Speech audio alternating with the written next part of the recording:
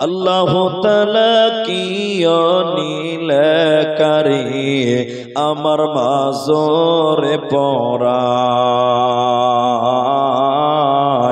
আল্লাহ তাআলা কি নীলকারী আমার মাজরে পরায়।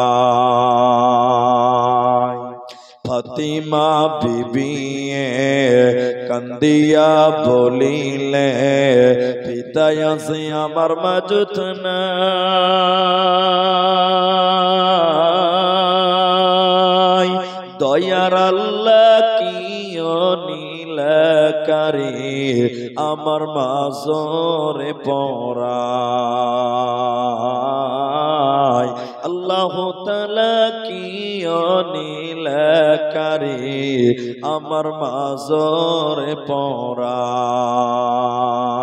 হরগর যাওতি পোশাক পরিধান নরকর যেওতি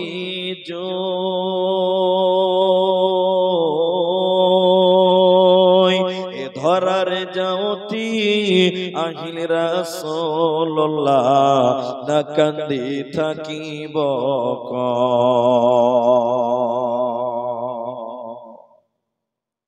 উপস্থিত চলমান সভার যোগ্যতম সভাপতি স্টেজে ওলামায়ে কেরাম অতিথিবৃন্দ, আমার সামনে বসে থাকা দিনদার ইমানদার মুমিন ভাই সকল, দুয়ার কান্টারি মুরব্বী সমাজ, স্নেহের কচি কাঁচা, পর্দার অন্তরালে বসে থাকা মুমিনা সলেহা মা ও বোনেরা, প্রাণ প্রিয় গঙ্গা দেবী চাচল মালদাবাসী, প্রশংসা সেই মহান মনিবের দরবারে যিনি আমাদেরকে এক মাদ্রাসা কেন্দ্রিক আয়োজিত মাহফিলে বসিয়ে কোরআন এবং হাদিসের কথা বলার এবং আপনাদের শ্রবণ করার যিনি তৌফিক ইনায়াত করেছেন, সেই মহান মনিবের দরবারে শুকরিয়া আদায় করি। আমরা যারা পুরুষ মানুষ একটু সশব্দেই বলেন আলহামদুলিল্লাহ। দরুদ ও সালাম বর্ষিত হোক সরকারে কায়নাত তাজদারে মাদানী নবী কুল শিরোমণি ইমামুল আম্বিয়া নবী মক্কি নবী মাদানী নবী আহমদ নবী মুহাম্মদুর রাসূলুল্লাহ, বলুন সাল্লাল্লাহু আলাইহি ওয়াসাল্লাম। মোহতারাম ভাইও দোস্ত, আমি কোরআনুল কারীম 30 পারা সূরা বালাদ থেকে একটি আয়াত, কোরআনের অপর আরেকটি সূরা থেকে আরেকটি আয়াত এবং হাদিসে নববী থেকে একটি মাত্র হাদিসের টুকরো পাঠ করেছি। উল্লেখিত আয়াত এবং হাদিসকে কেন্দ্রবিন্দুর মধ্যে রেখে একটা সাবজেক্টের উপরে কিছু কথা বলবো, যদি আল্লাহ তৌফিক দেন তো। আলাইহি তাওয়াক্কালতু ওয়া ইলাইহি উনীব। আমি সময়টা নষ্ট করব না, ঘড়ির কাঁটায় রাত 11টা পার হয়ে গেছে, মানে অনেক রাত। আর এখনকার মানুষ 12টার পর জালসাতে আর থাকতে চায় না। এখানে বলে নয়, গোটা দুনিয়াতে হয়ে গেছে রোগ। তবে এটা ভালো। তো আমি আপনাদের সামনে বক্তব্য শুরুর পূর্বেই একটি মাত্র আবেদন করব, বাস। এই আবেদনটা যদি আপনারা রাখেন তাহলে আমার বক্তব্য রাখতে সুবিধা আর আপনাকেও শুনতে সুবিধা হবে। সেটা কি? আর উঠতে হবে না, আগাতেও হবে না, বসে থাকেন। সেটা হলো এই, আমি আপনাদেরকে কিছু কথা জিজ্ঞাসা করব, আপনারা যারা পুরুষ মানুষ মুখ খুলে উত্তর দেবেন। একবার বলুন ইনশাআল্লাহ। আপনারা বলুন একবার ইনশাআল্লাহ। জি, আপনারা যদি কথা বলেন তাহলে আপনার বুঝতে সুবিধা হবে আর আমাকেও বুঝাতে সুবিধা হবে। অনেক জায়গার মানুষেরা কথা বলে না, বারবার জিজ্ঞাসা করলে মনে করে যে মৌলভী সাহেব বলবেন তো আপনি বক্তা, আমাদেরকে কেন জ্বালাইছেন, এটা অনেকে মনে করে। জি না, আজকে যেহেতু মাদ্রাসার জালসা, আমি প্রায় 2-2.5 ঘন্টা থেকে মাদ্রাসাতে আছি, দেখলাম আমার আজকের আলোচ্য বিষয় হলো শুধুমাত্র কোরআন,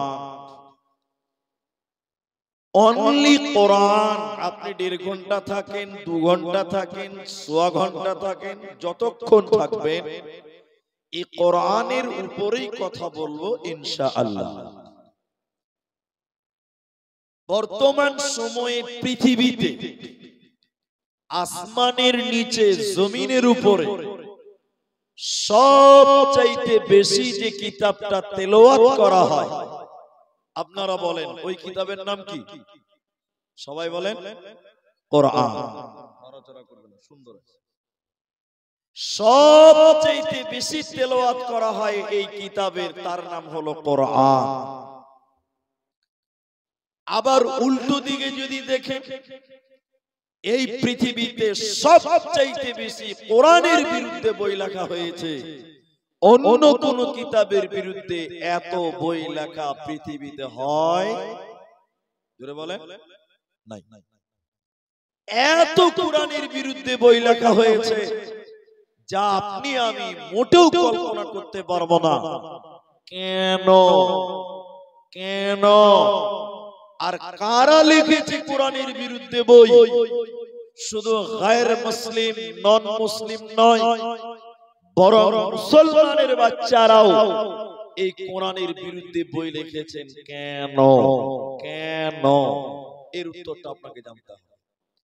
আপনি আমার দিকে অ্যাটেনশন থাকেন তাহলে কিছু বুঝতে পারবেন। আপনি এখান থেকে যাবেন ভগবানপুর, এই যে রাস্তাটা 2 কিলোমিটারের মতন রাস্তা, এই রাস্তার ডান দিকে অনেক বাগান আছে। আমি বুঝার জন্য বলছি আমের বাগান আছে, কিন্তু এরই ভিতরে রুস্তম চাচার আম গাছে সবাই ঢেল দেয়, অন্য কারো গাছে ঢেল দেয় না। আচ্ছা ওই গাছেই ঢেল দিল কেন? তার মানে নিশ্চয়ই এতগুলো বাগানের ভিতরে, গাছের ভিতরে ওই রুস্তম চাচার গাছের আমটা বেশি ভালো, এর জন্য ওই গাছেই সবাই ঢেল দেয়। আমি কি বুঝাতে পারলাম? এটা হ্যাঁ না বলেন? পৃথিবীতে লক্ষ লক্ষ কোটি কোটি কিতাব আছে, তার বিরুদ্ধে এত লেখালেখি হয় না।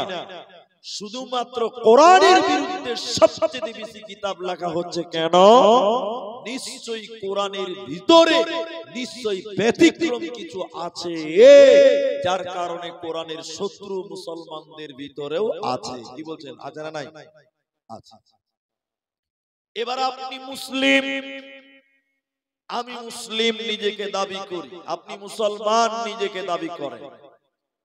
এখানে যেটি মানুষ আছেন আপনি 5 মিনিট আমার কথাগুলোকে বুঝেন, বাস যথেষ্ট হবে। এখন আপনাকে যদি বলা হয় আপনি মুসলমান, কোরআনের কিছু জ্ঞান আপনার ভিতরে আছে, আপনি চালা করবেন না, আওয়াজ দিতে পারবেন না। আমরা এমন মুসলমান, আমরা কোরআনের ইতিহাস জানি না, কোরআনের অস্তিত্ব জানি না, কোরআনের হিস্টোরি জানি না, কোরআন কেন এসেছে সেটাও জানি না, অথচ আমরা সবাই নিজেকে কোরআন ওয়ালা দাবি করি, সবাই নিজেকে মুসলমান দাবি করি, কিন্তু আমরা কোরআনের জ্ঞান আমাদের ভিতরে আজকাল দুনিয়াতে আছে জি ভাই, আছে জি ভাই। তাহলে প্রথমে মুসলিম হিসেবে, হে মা, হে আমার বেটি, হে আমার তরুণ, হে আমার যুবক ভাই, আপনি কোরআনের ইতিহাস জানতে হবে, কোরআনের অস্তিত্ব জানতে হবে। চলেন প্রথমে কোরআনকে জিজ্ঞাসা করেন, হে কোরআন তুমি তোমার পরিচয় দাও, হে কোরআন তুমি তোমার পরিচয় দাও। কোরআনকে যদি আপনি আমি জিজ্ঞাসা করি, কোরআন আপনাকে আমাকে উত্তর দিবে। একবার জোরে বলুন সুবহানাল্লাহ। নিজে জবাব দিবে কোরআন। আল্লাহ বলছে কোরআনকে জিজ্ঞাসা করেন, কোরআন তুমি পৃথিবীতে কোথায় এসেছিলে তুমি বলো।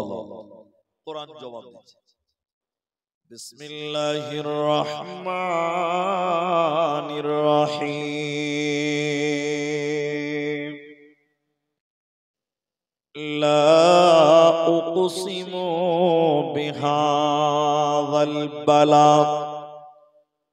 কোরআন বলছেন আমি দুইটি শহর কেন্দ্রিক নাজিল হয়েছে বান্দা, আমি দুইটি শহরে আমার আগমন হয়েছে শুনে নাও। ওই দুইটি শহর শামসি মালদা নয়, শামসি গাজল নয়, গাজল বালুরঘাট নয়। ওই দুইটি শহর কোরআনে স্থান পেয়েছে। একটা মক্কা মুকাররমা, অপরটি মদিনা মুনাওয়ারা।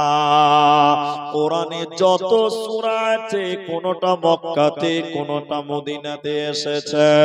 এবার কোরআনকে দ্বিতীয় নম্বর প্রশ্ন করেন কোরআন, হে কোরআন তুমি মক্কা মদিনায় কোন জায়গা থেকে এসেছিলে তুমি বলো।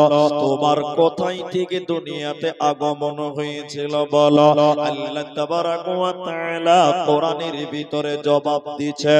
কোরআন বলছে বান্দা শুনে নাও, বাল হুয়া কুরআনুম মাজিদ ফি লাওহিম মাহফুজ। আমি লাওহে মাহফুজ থেকে দীর্ঘ 23 বছর সময় আমার পৃথিবীতে আগমন হয়েছে। যখন যতটুকুর দরকার ততটুকু আমি এসেছি। আমি লাওহে মাহফুজ থেকে পৃথিবীতে আমার আগমন হয়। কোরআনকে 3 নাম্বার প্রশ্ন করেন, হে কোরআন তুমি কখন এসেছিলে মক্কা মদিনায় তুমি বলো। তুমি কোন দিনে তোমার আগমন হয়েছিল বলো। কোরআন বলছে শাহরু রমাদানাল্লাযী উনজিলা ফীহিল কোরআন। কোরআন বলছে বান্দা আমি রমজান মাসে এসেছি রে বান্দা, আমি রোজার মাসে আমার আগমন হয়েছে। আমার পৃথিবীতে আগমন হয়েছে রমজানের ভিতরে, বরকতের মাসে, রমজানের মাসে। কোরআনকে 4 নাম্বার প্রশ্ন করেন কোরআন, রমজান মাসে কখন তুমি এসেছিলে বলো। দিনের বেলায় না রাত্রি বেলায়, সন্ধ্যা বেলায় না বিকাল বেলায়, কখন তোমার পৃথিবীতে আগমন হয়েছিল তুমি বলো। কোরআন বলছে ইন্না আনজালনাহু ফী লাইলাতিল কদর। আমি রমজানের শেষের 10-এর ফজরের রাত্রিতে আমার আগমন হয়েছে। লাইলাতুল কদরের রাত্রিতে, সাবে কদরের রাত্রিতে কোরআন রমজানে নাজিল হয়েছে মুসলমান। কোরআনকে 5 নাম্বার প্রশ্ন করেন কোরআন তুমি বলো, তুমি বলো, তুমি বলো তুমি পৃথিবীতে এসেছো কেন। হে কোরআন তোমার আগমন হয়েছে কেন, তোমার উদ্দেশ্য কি, তোমার টার্গেট কি, তুমি কেন কেন কেন তোমার আগমন হলো বলো। কোরআন বলছে বান্দা শুনে নাও, হুদাল লিন্নাস। আমি মানুষকে রাস্তা দেখাবার জন্য, আমি মানুষকে রাস্তা দেওয়ার জন্য, জান্নাতের রাস্তা দেওয়ার জন্য, মানুষকে জান্নাতি বানাবার জন্য, এক কথায় হিদায়াতের জন্য আমার পৃথিবীতে আগমন হলো। অতএব মুসলমান, এই কোরআন পৃথিবীতে হিদায়াতের জন্য এসেছে। এই কোরআন থেকে তোমরা হিদায়াত নিয়ে নাও না। তাহলে এবার আপনারা বলেন ভাই, আমি প্রশ্ন করব উত্তর দেবেন আপনারা। তাহলে কোরআন পৃথিবীতে এসেছে কেন? এতটি লোক কথা বলে না যে কিসের জন্য এসেছে? হেদায়াতের জন্য। কোরআন হেদায়াতের জন্য। কিন্তু সবাই হেদায়াত পাবে না, সব মানুষ হেদায়াত পাবে না। কেন পাবে না? তারও একটা কারণ আছে, ওইটা আমি বলবো আপনাকে। বলছে কেন পাবে না? কোরআন এমনই একটি কিতাব যে কিতাব মানুষকে রাস্তা দেখাবে, জান্নাতের রাস্তা। শুধু তাই নয়, শুধু তাই নয়, আল্লাহ কোরআনে সূরা আনফালের ভিতরে বললেন, ওয়া ইযা তুলিয়াত আলাইহিম যাদাতুহুম ঈমানা। কোরআন এমনই একটা কিতাব, এই কিতাব পড়লে মানুষের ঈমান বেড়ে যায়। জোরে বলুন সুবহানাল্লাহ। কিন্তু সবার ঈমান বাড়বে? এরা কথা বাড়বে? বাড়বে। যারা যুবক আছেন, যারা ফেসবুক ঘাটেন, যারা ইউটিউব দেখেন, ফেসবুক দেখেন, যারা সোশ্যাল মিডিয়াতে অ্যাক্টিভ থাকেন, তাদেরকে বলছি, যেমন আজ থেকে প্রায় 4 বছর আগে এই ভারতবর্ষে একজন মুসলমান, তিনি আবার ডক্টর, তিনি ইসলাম ধর্ম ত্যাগ করেছেন, তিনি অমুসলিম হয়ে গেছেন। তার নাম আপনারা অনেকে শুনেছেন, তার নাম হলো ওয়াসিম রিজভী। কি নাম বললাম? ওয়াসিম রিজভী। কোরআন দেন ভাই, আমাকে একটা কোরআন দেন, খোলা কোরআন দেন, নতুন দিতে হবে। হ্যাঁ, ওটা দেন, মাশাআল্লাহ। যিনি যখন ইসলাম ধর্ম ত্যাগ করেন, এই রকম কোরআন হাতে নিয়ে বলেছিল মিডিয়ার সামনে যে এই কোরআন থেকে 26টা আয়াতকে কেটে চিরতরে বাদ দিয়ে দিতে হবে। বলুন নাউযুবিল্লাহ। আচ্ছা, যারা মানুষ বসে আছেন আপনাদেরকে বলছি, ও 26টা আয়াতকে চিহ্ন করেছে, টার্গেট করেছে।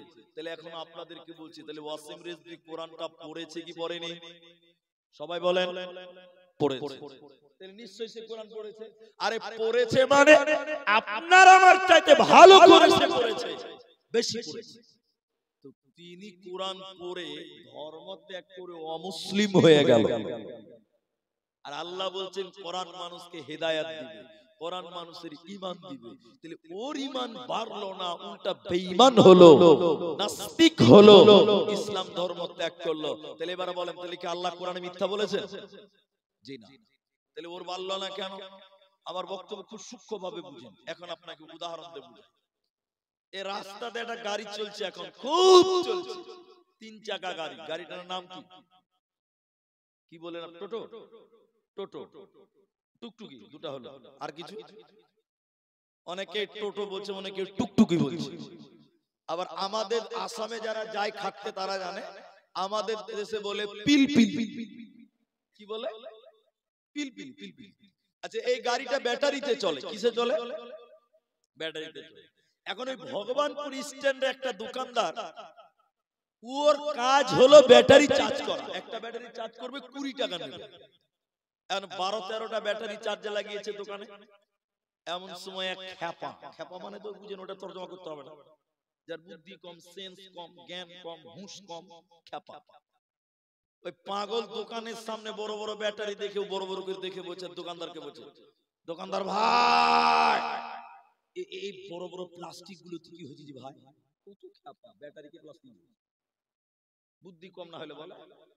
এবার দোকানদার বলছে, রে খ্যাপাকে আর কি বুঝাবো যে কোনটা ব্যাটারি কোনটা প্লাস্টিক?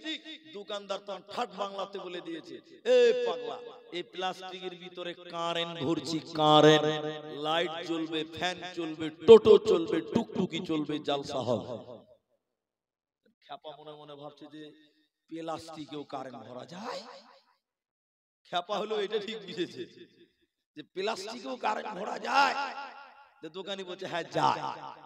তোর খ্যাপা বাড়িতে গিয়ে ওর বাড়িতে 5-7টা যা প্লাস্টিকের বালতি ছিল, প্লাস্টিকের বয়ম জার ছিল, এক বস্তা দোকানদারের সামনে এনে ঢেলে দিয়ে বলছে, দোকানদার ভাই, আমার প্লাস্টিকের বালতি দিয়ে খানিক কারেন্ট ভরে দাও, আমার বাড়িতে লাইট জ্বালাবো। আচ্ছা, আপনারা এতটি মানুষ বলেন তো ভাই, ওর প্লাস্টিকের বাড়িতে কারেন্ট ঢুকবে? এটা জোরে বলেন, ঢুকবে? ঢুকবে না। তো দোকানদার তখন বলছে, এই বুদ্ধি কম, মোটা হোক, তোর প্লাস্টিকে কারেন্ট ঢুকবে না ভাই। তখন খ্যাপা বলছে, ফাইজলামি করছো? তুমি এখনই বললে প্লাস্টিকে কারেন্ট ঢুকছে, আমার বেলায় ঢুকবে না। পাগলা কি বুঝাতে পারে না, কি বুঝতেও পারে না। অনেকক্ষণ পর একটা লোক এসে বলছে, রে পাগল, দোকানের ব্যাটারি প্লাস্টিকে কারেন্ট ঢুকছে, ঢুকবে, তোর বালতিতে কারেন্ট ঢুকবে না কেন? এই দুটির মধ্যে বিরাট তফাৎ আছে, পার্থক্য আছে। খুব ভালো করে বুঝেন ভাইয়েরা। এবার বলছি পার্থক্য শুনে নাও। ব্যাটারির ভিতরে এসিড আছে, তামা আছে, পানি আছে, রাবার আছে, অ্যালুমিনিয়াম আছে।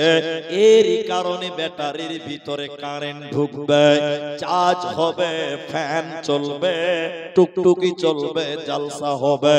ওরে পাগল, তোর প্লাস্টিকের বালতির ভিতরে কিছুই নাই, হাওয়া আছে। কিয়ামত পর্যন্ত তার ভরে দিল, তোর প্লাস্টিকের বালতিতে কিন্তু চার্জ হবে না। আল্লাহ কোরআনে বললেন শুনে নাও, হুদাল লিন্নাস, এই কোরআন মানুষের জন্য হেদায়াত। তাহলে ওয়াসিম রেজভী কেন হেদায়াত পেল না? আল্লাহ বলছেন ঈমান বাড়বে তেলাওয়াত করলে। তাহলে ওয়াসিম রেজভীর কেন ঈমান বাড়ল না? এই মুমিনের আর ওই ওয়াসিম রেজভীর পার্থক্য কোন জায়গায়? মুমিনের ভিতরে ঈমান আছে, ইনজিল আছে, মানে বিশ্বাস আছে, এই কোরআনটা আল্লাহর কালাম, এটা বিশ্বাস করে মুমিন লোক, ইমানদার লোক বিশ্বাস করে কোরআন পড়েছিল, এর কারণে তার ঈমান বাড়ে। আর ওয়াসিম রিজভী সন্দেহ করে কোরআন পড়েছিল, বিশ্বাস করে কোরআন পড়েনি, এর কারণে তার ঈমান বাড়লো না। অতএব আল্লাহ কোরআনে বলেছে, এই কোরআন তোমাদের জন্য হেদায়াত, এই কোরআন থেকে তোমরা হেদায়াত গ্রহণ করো। এই কোরআন ইহকালেও তোমাদেরকে কামিয়াব বানাবে, মরার পর জান্নাতি বানাবে। তোমাদের কোনো চিন্তা রবে না, রবে না, রবে না। তাহলে কোরআন থেকে তোমরা হেদায়াত গ্রহণ করো। তাহলে কোরআনে কি লাভ আছে? এই কিতাবটাতে আছে কি? এই কিতাবে কি এমন আছে যেটার উপর ঈমান আনতে হয়? কোরআন থেকে আপনাকে বলি সূরা বাকারা, সূরা নাম্বার 2, পারা নাম্বার 2, রুকু নাম্বার 21, লাইন নাম্বার 12 তে বড় কোরআনের 12 নম্বর লাইনে আল্লাহ বলেন, মিডল পয়েন্ট আল্লাহ বলেছেন ওয়াল কিতাব, এটা একের অধিক দ্বিবচন শব্দ। আল্লাহ বলেন আমার যত কিতাব আছে, তাওরাত বলেন, ইনজিল বলেন, জাবুর বলেন, কোরআন বলেন, আমি বুঝাবার জন্য এক বচন বলছি কোরআন। আল্লাহ বলেন এই কোরআনের উপরে তোমরা ঈমান আনো। যদি তোমরা এই কোরআনকে সন্দেহ করো, তোমরা জান্নাতে পাবে না, দেবে না, মিলবে না। তাহলে এই কোরআনকে বিশ্বাস করো, এটা নেকির কিতাব, এটা হেদায়াতের কিতাব, এটা আল্লাহর নাজিলকৃত বিধান। এই কিতাবকে তোমরা সন্দেহ করবে না। এবার আপনাকে মূল পয়েন্টে নিয়ে গেলাম, এবার আপনারা একটু বুঝতে পারবেন। আচ্ছা আপনারা বলেন তো, এই কিতাবে কোনো মিথ্যা আছে? সবটি লোক বলেন না ভাই, এই কিতাবে কোনো ভেজাল আছে? ভেজাল নাই, কিন্তু তাও মানুষ মানে না, মানতে গেলে ভেজাল না জি। এই কিতাবে কোনো ভেজাল, কিন্তু আল্লাহ বলছেন এর উপরে ঈমান আনো। বলতে কেন ঈমান আনবে? দরকার কি? বা দরকার তো আল্লাহ বলছেন মক্কার মুশরিকেরা, কাফেরেরা, ফুজ্জারেরা, তারা এই কোরআনকে বিশ্বাস করত না, ঈমান আনেনি। তারা বলেছিল এই কিতাবটা আল্লাহর কালাম নয়, এটা নবী মুহাম্মদ বাড়িতে বসে বসে বানিয়েছে। একবার জোরে বলুন নাউজুবিল্লাহ। আচ্ছা ভাই, আমরা আপনার আমার কথা বুঝতে পারছেন? এই কিতাব আল্লাহর নয়, এটা নবী বানিয়েছে বাড়িতে বসে বসে, এই কথা বলেছিল সে যুগের মুশরিকেরা, সে যুগের কাফেরেরা। আচ্ছা বলেন, এই কিতাব মানুষের দ্বারা বানা সম্ভব? সবাই বলে না সম্ভব না। আচ্ছা নবীজিকে এই জন্য মক্কার কাফেরেরা বলেছিল কবি, কবি, কবি, আর কোরআনকে বলেছিল কবিতা। আচ্ছা নবীকে কবি বললেন কেন? কোরআনকে কবিতার কিতাব বললেন কেন? খুব সূক্ষ্মভাবে বুঝেন। আপনারা কবি নজরুলের নাম শুনেছেন, শুনেননি? আপনারা রবীন্দ্রনাথের নাম শুনেছেন, ধীরেন্দ্রনাথের নাম শুনেছেন। এদাকে বলে কবি। আর কবিতা কি বলেন তো? আতা গাছে তোতা পাখি, ডালিম গাছে মাশাআল্লাহ, ভালো জানেন আপনারা, আমার চেয়ে ভালো জানেন। তাহলে ওটাকে বলে কবি আর এটাকে বলে কবিতা। তো নবীজিকে মক্কার কাফেররা কবি বলেছিল, কোরআনকে কবিতা বলেছিলেন কেন? এবার আপনারা আমার সঙ্গে একটু বলবেন, আমি জিজ্ঞাসা করার সঙ্গে সঙ্গে বলেন কোরআন কত সুন্দর মিল, এজন্য কবিতা বলেছিল। একটু আপনাদের দেখাই, একটু আপনারা শুনেন। ইন্না আ'তাইনাকাল কাউসার, শেষের অক্ষরটা কি আছে? র র র, আলিফ বাতে র নাই, যে র নাই। ইন্না আ'তাইনাকাল কাউসার, শেষের অক্ষরটা কি আছে? সবাই বলে র র, বলবেন সবাই। নাম্বার 2, ফাসাল্লি লিরাব্বিকা ওয়ানহার, শেষে কি আছে? র। 3 নাম্বারটা শুনেন, ইন্না শানিয়াকা হুয়াল আবতার, কি আছে শেষে? একবার বলুন সুবহানাল্লাহ।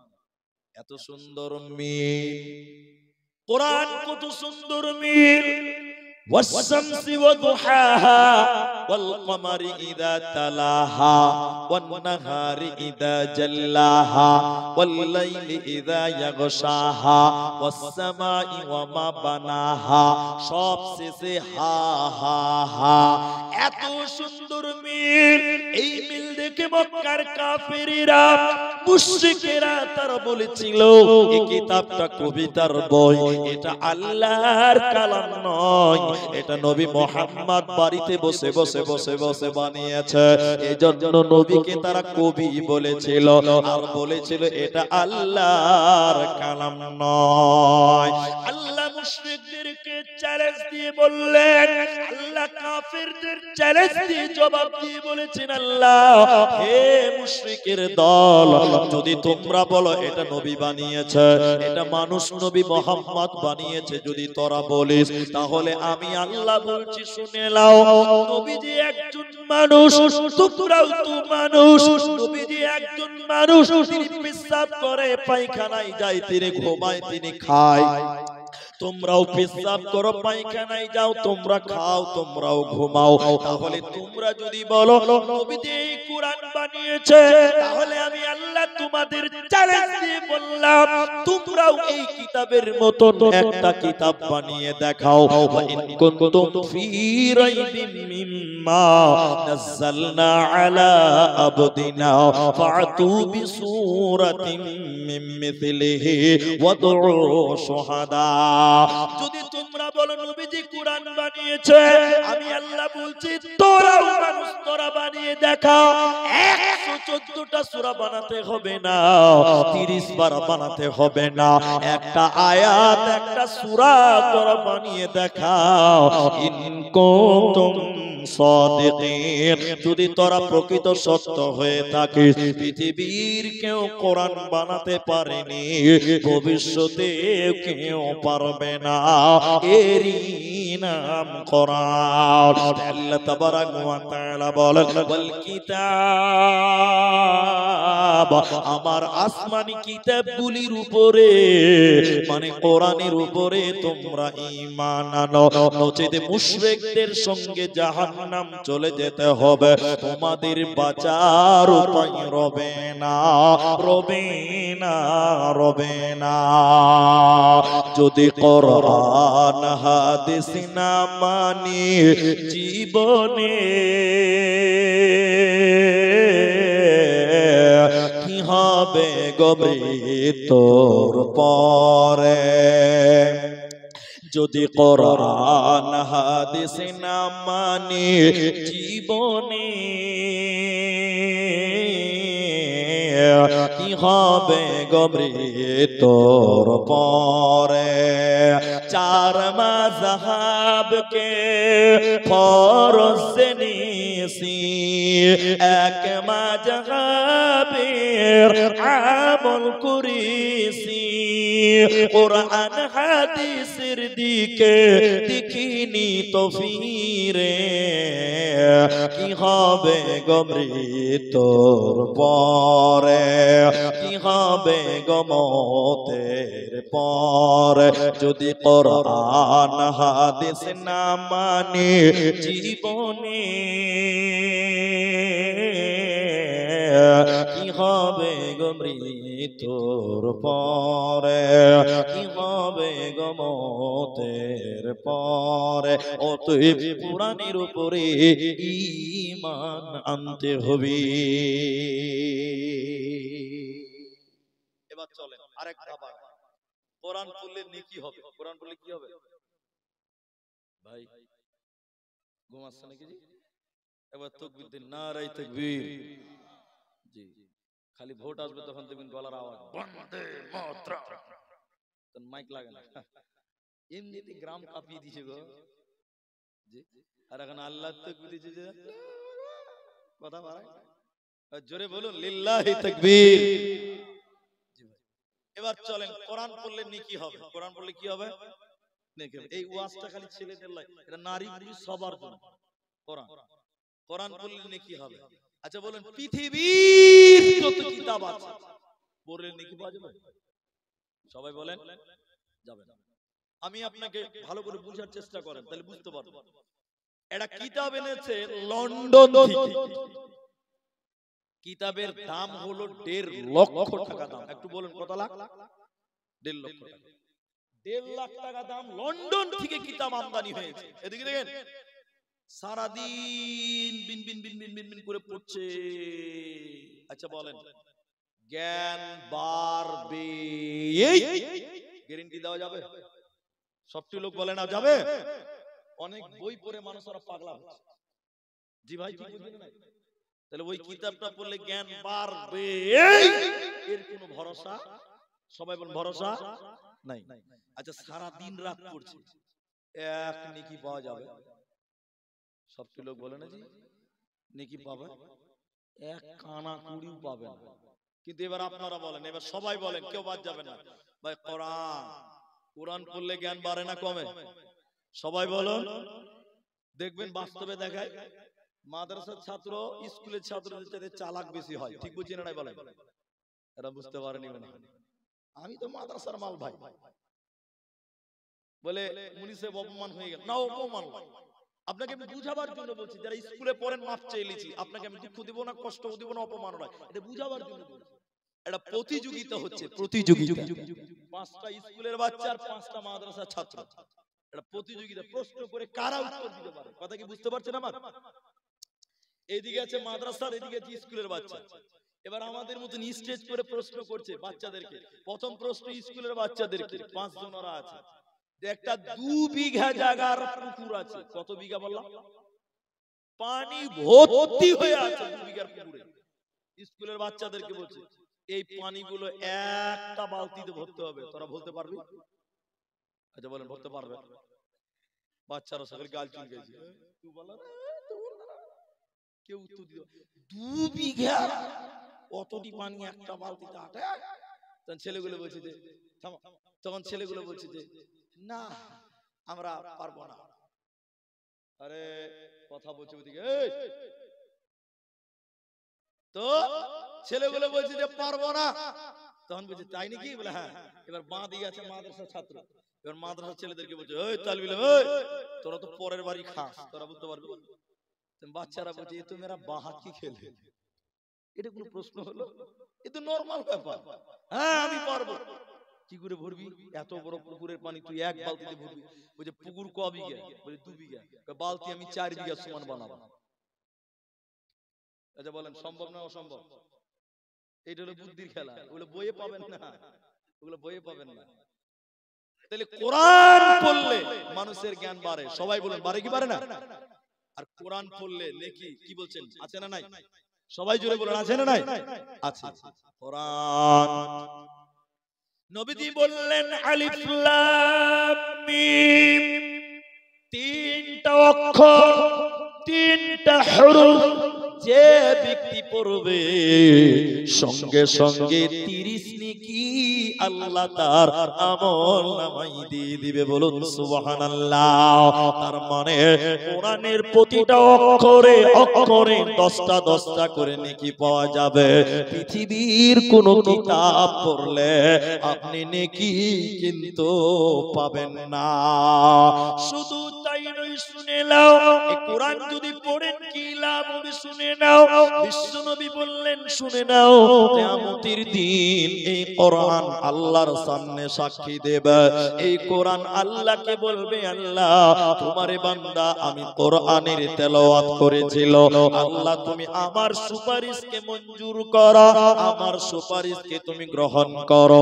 অতএব যারা কোরআন তেলাওয়াত করবে প্রতিটা অক্ষরে অক্ষরে 10টা করে নেকি পাবে।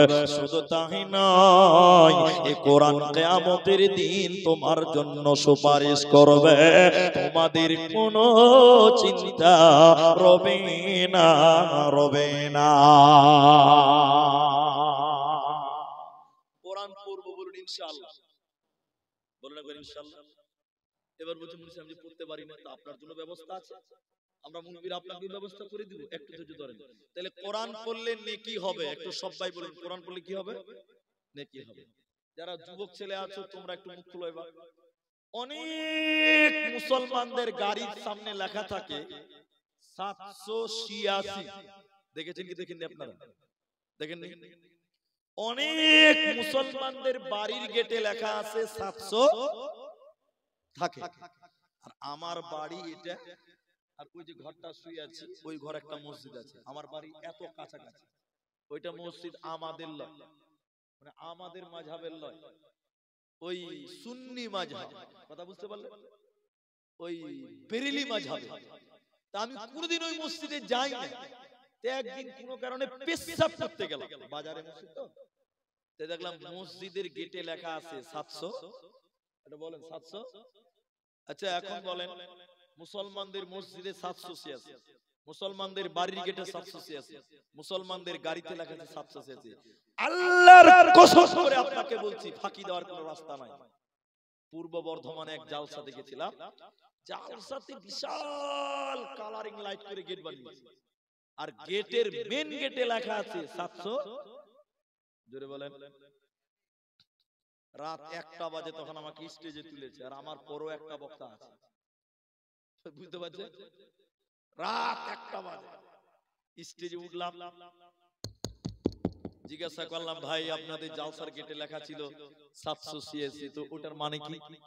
একটা লোক বলছে হুজুর, ওরা হুজুর বলে, বর্ধমানের কথা বলছে, হুজুর আপনি এইটাও জানেন না? মানে ওর কাছে আমি কিচ্ছু জানি না, কিছুই জানি না। তখন আমি বললাম যে জানি না বলেই তো জিজ্ঞাসা করলাম, বলেন। এদিকে শুনেন কথাটা, হাসিয়ে খাটেন না। এবার লোকটা বলছে যে হুজুর 786 মানে হলো বিসমিল্লাহির রহমানির, জোরে বলেন। আচ্ছা আসলে কি তাই?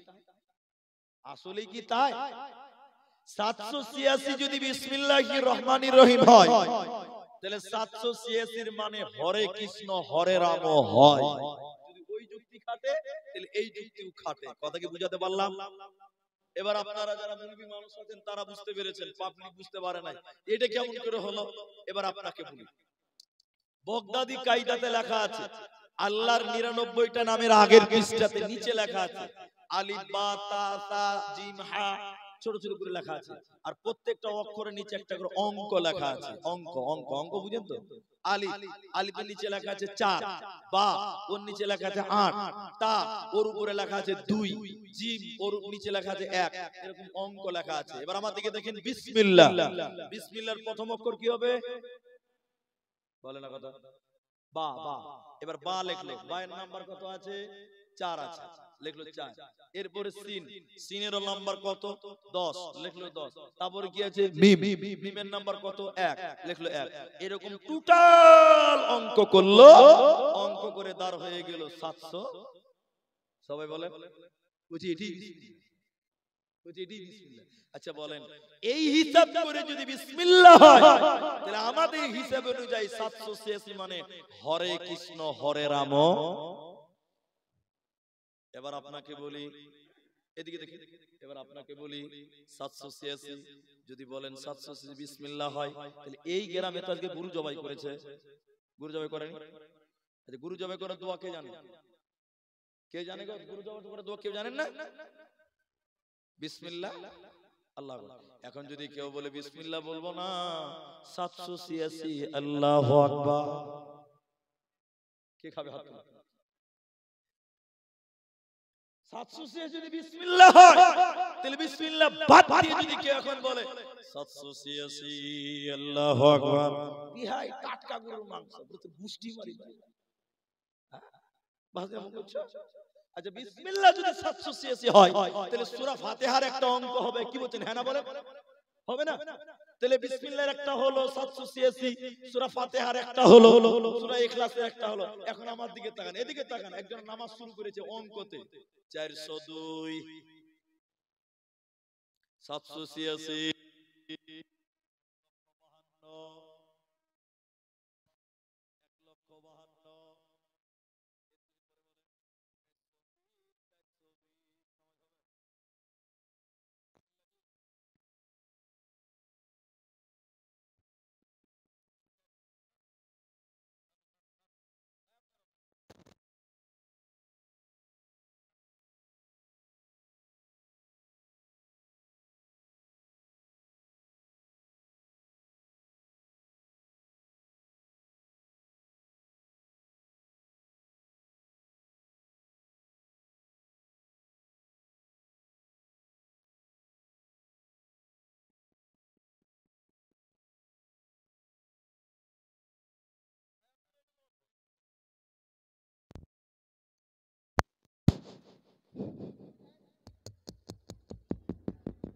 জি জি জি জি, তাহলে লাইনে ডিস্টার্ব করছে। যাক, ওদেরও দোষ নাই ভাই, ইঞ্জিনের জিনিস কখন কি, মানুষেরই ভরসা নাই তো মেশিনের ভরসা। জি ভাই, যখন তখন যা হতে পারে। তাহলে এইভাবে যদি কোরআনকে অপমান করে অঙ্ক বানায়। আচ্ছা আবার বলেন আপনারা, বিসমিল্লাহ এটা কোরআনের আয়াত কিনা? আয়াত না, জোরে বলেন। সূরা তওবা, যে সূরাতে বিসমিল্লাহ নাই, বাকি সব সূরাতে একটা একটা করে বিসমিল্লাহ আছে, কিন্তু কোরআনের আরেকটা সূরা আছে যে সূরাতে দুইবার বিসমিল্লাহ লেখা আছে। তাহলে বিসমিল্লাহ বললে নেকি হবে কেন? প্রতিটা অক্ষরে অক্ষরে 10টা করে নেকি পাওয়া যাবে, আর 786 লিখলে গুনাহ হবে, নেকি কিন্তু হবে না। আল্লাহ তাবারাক ওয়া তাআলা বলেন, তোমরা 5 ওয়াক্তের নামাজ কায়েম করো আর সকাল সন্ধ্যা তোমরা কোরআন তেলাওয়াত করো। কিয়ামতের দিন এই কোরআন তোমাদের জন্য সাক্ষী হয়ে যাবে। কানাত মাশহুদা, এই কোরআন তোমাদের জন্য আল্লাহকে বলবে, ওতে মুসলমান তোমরা কোরআন তেলাওয়াত করো, তোমার জ্ঞান বাড়বে, নেকি হবে। কিয়ামতের দিন কোরআন তোমার সুপারিশ করবে, সাক্ষী দিবে, তোমার কোনো উপায় রবে না।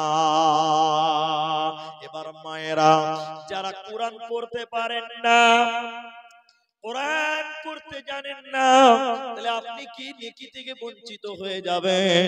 আপনার জন্য কি কোরআন সাক্ষী দেবে না?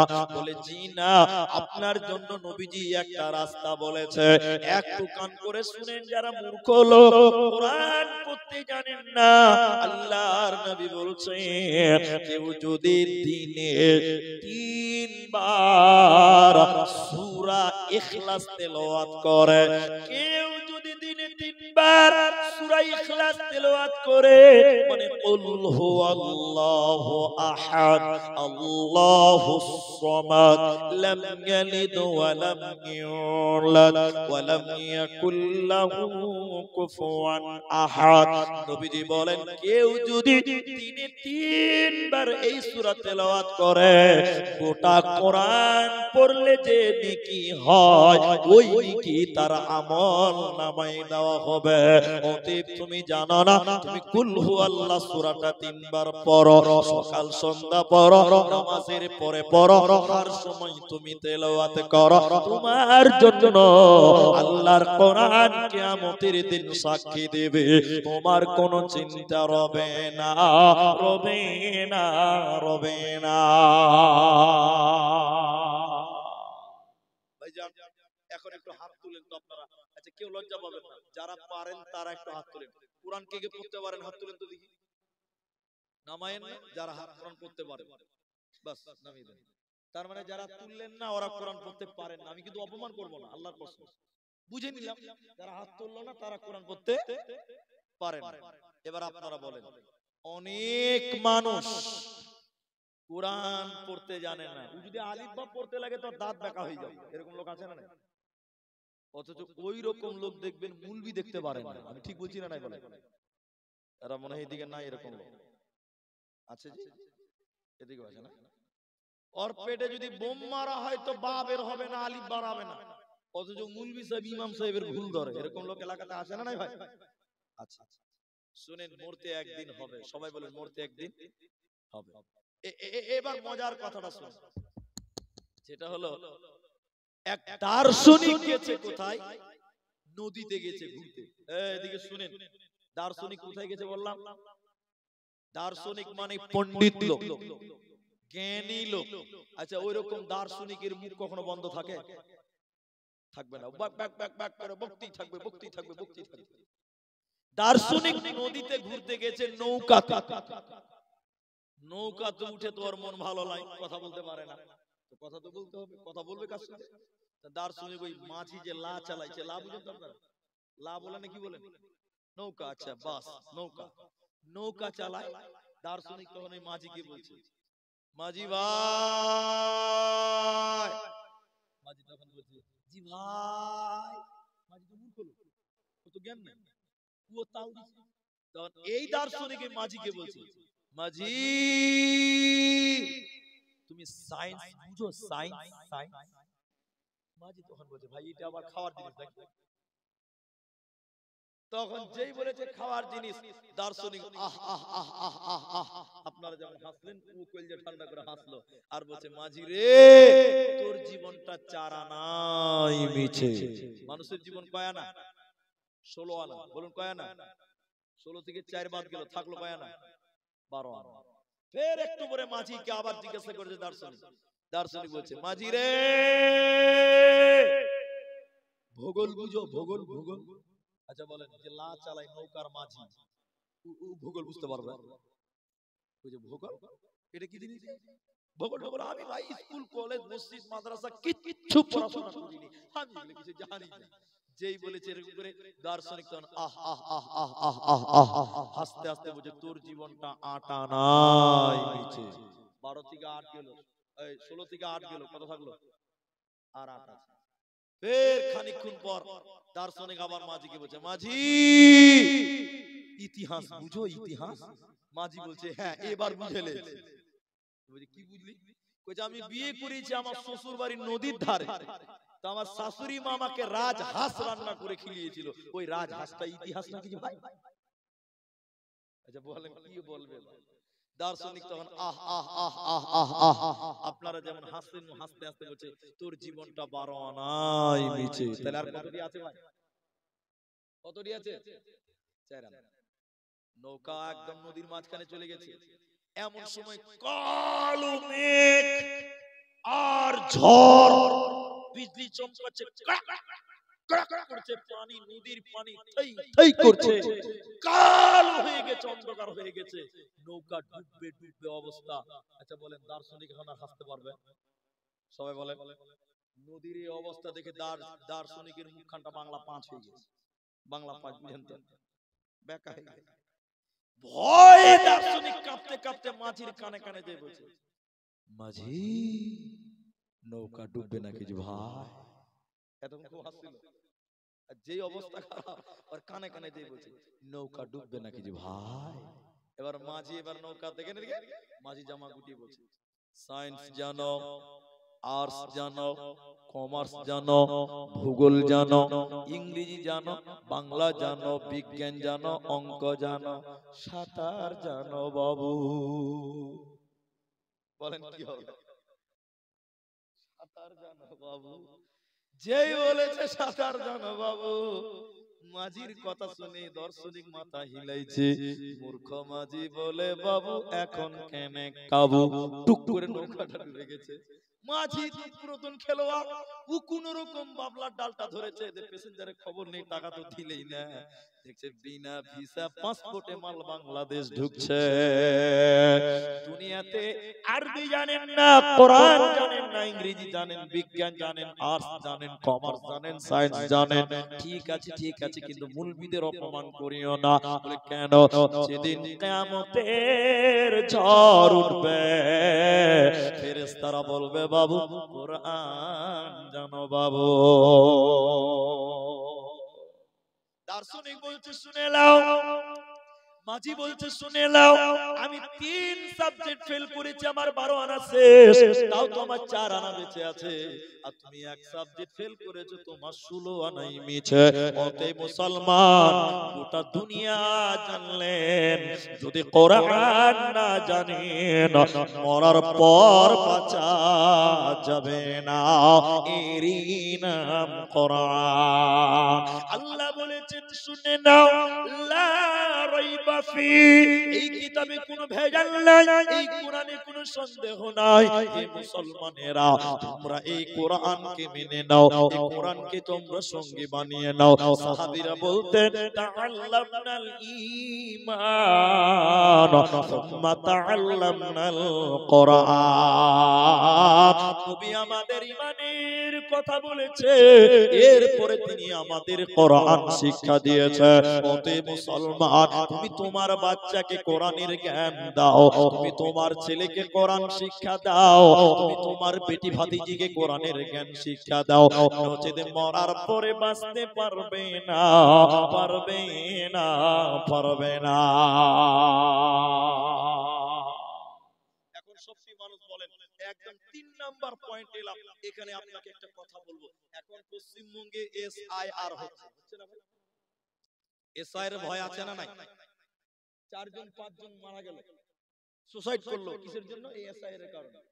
আর আমি আব্দুর রহমান, আমাকে খালি কেউ কেউ বলছে যে বাংলাদেশ যেতে হবে। আমি বলি আরে বোকা, বাংলাদেশ যেতে পারলে তোর ভালো রে বোকা। বাংলাদেশে মোদি আমাকে ভিসা দিচ্ছে না, যদি বাংলাদেশে বিনা ভিসাতে পাঠিয়ে দেয়, এখানে যদি 10,000 দেয়, ওখানে লোক 30,000 টাকা দেয়, আমার অবস্থা কম বেশি। আমার দাদু 1966 সালে ভোট দিয়েছে, তার কাগজ আছে। আমার দাদির আছে 1900 কত বললাম 66 সালে আমার দাদু দাদি ভোট দিয়েছে, তার কাগজ আছে। বলি মুনি সাহেব তুমি এগুলো পেলে কোথায়? আমাদের আসামে এনআরসি হয়েছে। কি হয়েছে বলেন তো? এসআইআর তো নরমাল ব্যাপার, এনআরসি তে 17 রকম কাগজ আপনার কাছে চাইবে, 12 রকম চাইবে, 8 রকম চাইবে, সব কাগজ বের করেছে। আমার মা আমার বাপ 1997 সালে ভোট দিয়েছে, ভোটার লিস্টে নাম আছে। 1900 কত সাল বললাম? 97। তারপরে পশ্চিমবঙ্গে 2002 সালে লাস্ট এসআইআর হয়েছে, আসামে হয়েছিল 2005 সালে। কত সালে? ওই লিস্টে আমার বাবার নাম আছে, আমার মায়ের নাম আছে, তো আমাকে বাংলাদেশ পাঠাতে পারে? ইলেকশন কমিশনার যদি ভুল করে আমার নাম কাটে দেয়, আর আমি যদি মামলা ঠুকে দিই, তখন ইলেকশন কমিশনকে যদি বলি তোর দাদুর 1966 সালের কাগজ দেখাতে পারবে? তখন ও গাল চুলকাবে যে কি হলো রে ভাই। তো যে কথা আমি বলছি, কোরআন সম্পর্কে কথা বলছি ভাই, আপনাদের কি অসুবিধা হয়েছে ভাই? একবার তাকবীর দেন, নারায়ে তাকবীর। এই কোরআনের শত্রু এখন পৃথিবীতে বেশি না কম? আসামে সরকারি মাদ্রাসাগুলো বন্ধ হয়ে গেছে, আপনারা হয়তো আসামে গেছেন কিনা, মিকাইল ভাই জানে ভালো গুলো। আসামের সরকারি মাদ্রাসা বন্ধ কেন বলুন তো? এই কোরআনের উপরে হাত চালিয়েছে। কিসের উপরে বলেন? কিন্তু বলেন আসামে এনআরসি হয়ে গেছে, যখন এনআরসি করেছিল তখন কি বলেছিল? এই কথাগুলো শুনেন, কাজে লাগবে আপনার। এনআরসি যখন হয় তখন বলেছিল মুসলমান বাংলাদেশীদেরকে তাড়বে, মুসলমানদেরকে বাংলাদেশে তাড়বে। আচ্ছা বলেন, মুসলমান কি বাংলাদেশ থেকে সব পালিয়েছে? না আমরা এই দেশের নাগরিক? আসামে এনআরসি হলো, কত লোক বাদ গেল জানেন? 19 লাখ লোক বাদ গেছে। কত লোক বাদ গেছে? 5 মিনিট শুনেন, এগুলো কাজে লাগবে আপনার। 19 লাখ লোক বাদ গেছে, তারা দেশের নাগরিকত্ব পায়নি।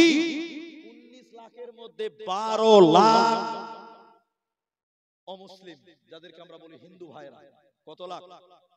19 থেকে 12 বাদ দিলে কত থাকছে ভাই? দেন দেন, কত থাকছে তাহলে?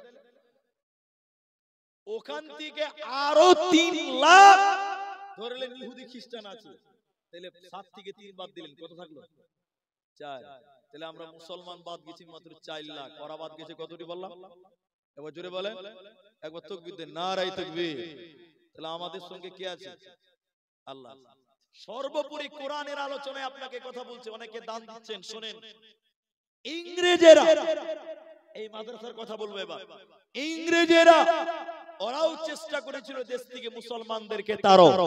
তাদের স্লোগান ছিল উলামা কো তাড়ো, মুসলমানও কো তাড়ো।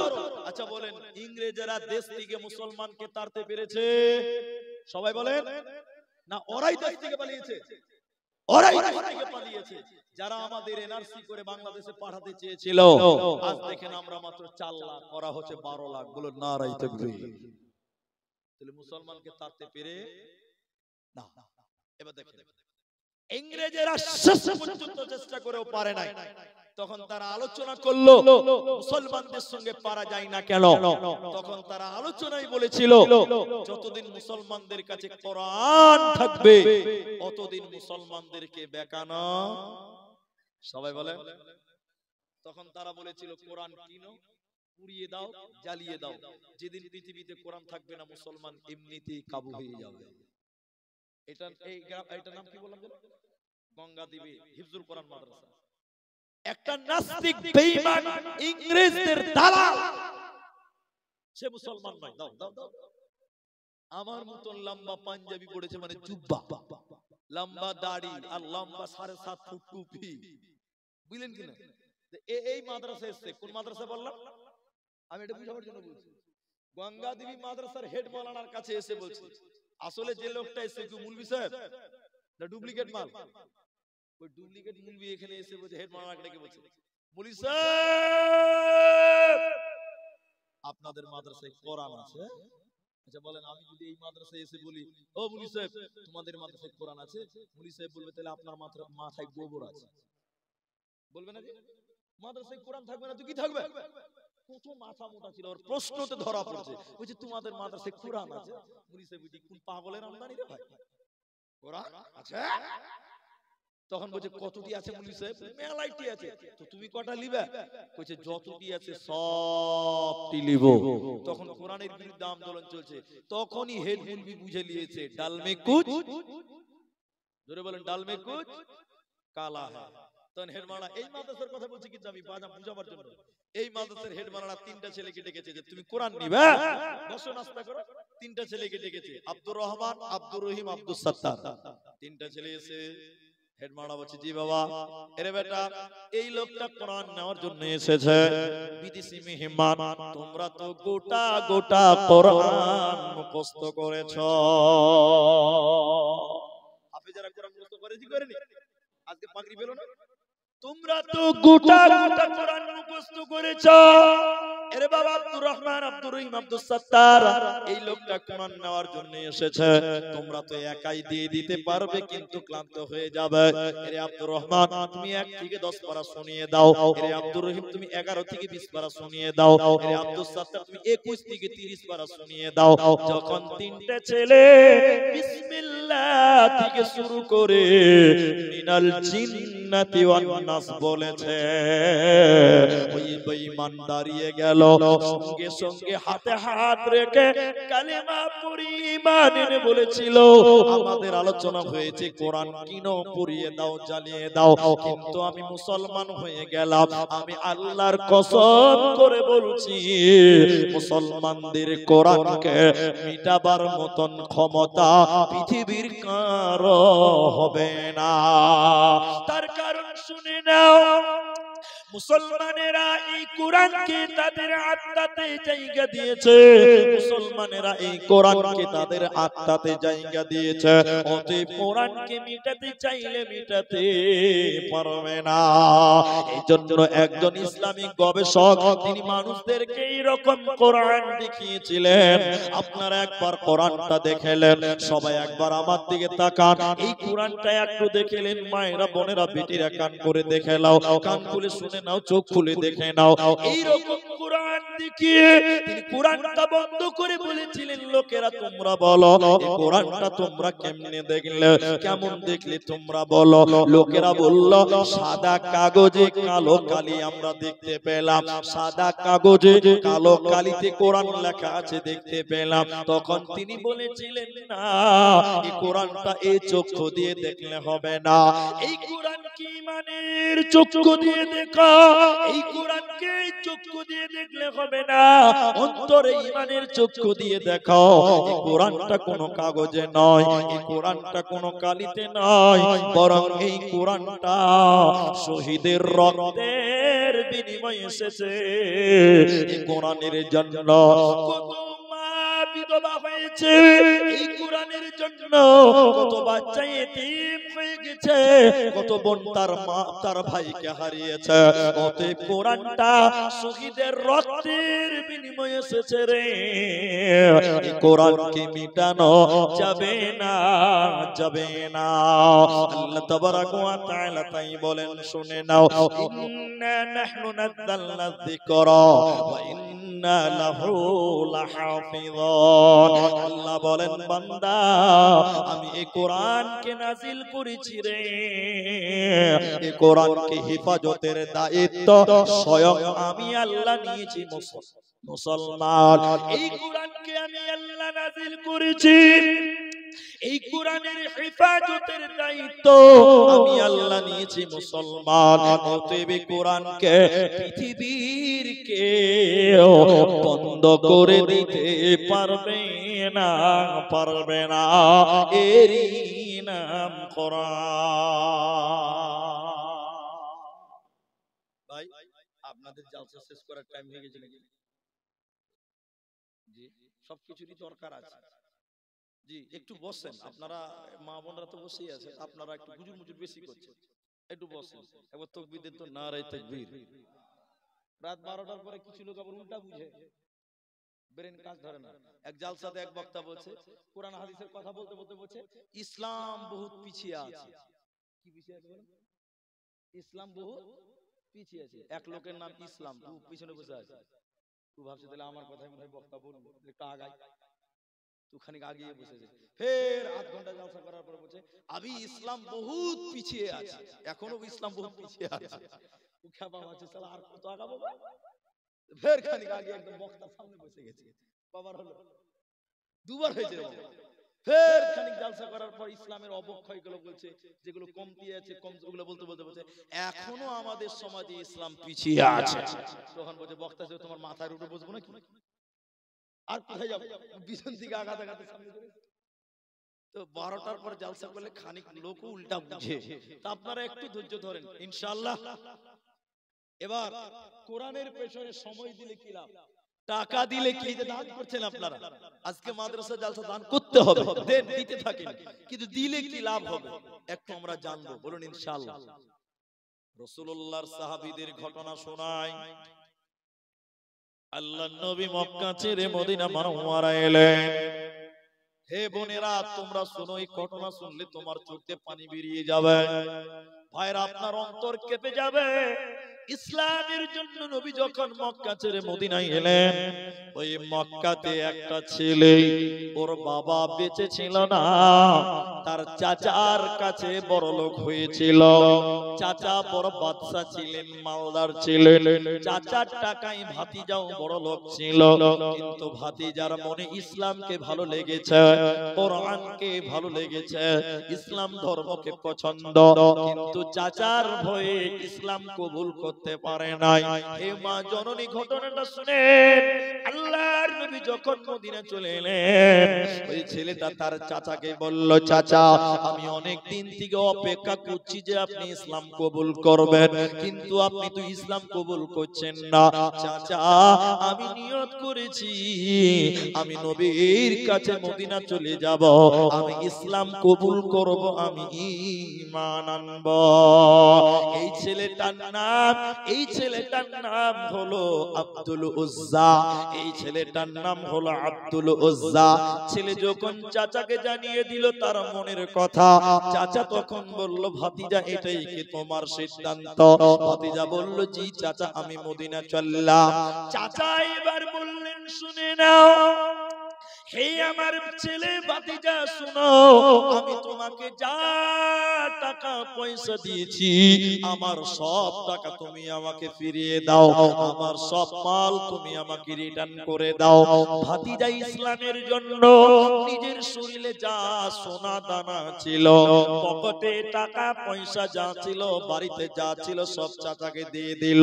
এবার ছেলে চলে আসবে, ভাতিজা চলে যাবে। এমন সময় চাচা বলছে আব্দুল উজ্জাকে, ভাতিজাকে বলছে, আব্দুল উজ্জা রে, তোমার শরীরে যে প্যান্ট রয়েছে, জামা রয়েছে, তোমার পুরনে পাঞ্জাবি পায়জামা রয়েছে, ওই পাঞ্জাবি পায়জামা আমার টাকা, আমি চাচার টাকাতে তোমার জামা কাপড় হয়েছে। যদি তুমি ইসলাম কবুল করতে যাও, আমার টাকার পাঞ্জাবি পায়জামা খুলে দিয়ে তোমাকে যেতে হবে। চাচা ভাবলো ভাতিজা কাবু হয়ে গেছে, ভাতিজা আর যেতে পারবে না। আব্দুল উজ্জা ইসলামের জন্য কেমন ত্যাগ স্বীকার করেছিলেন বোনেরা।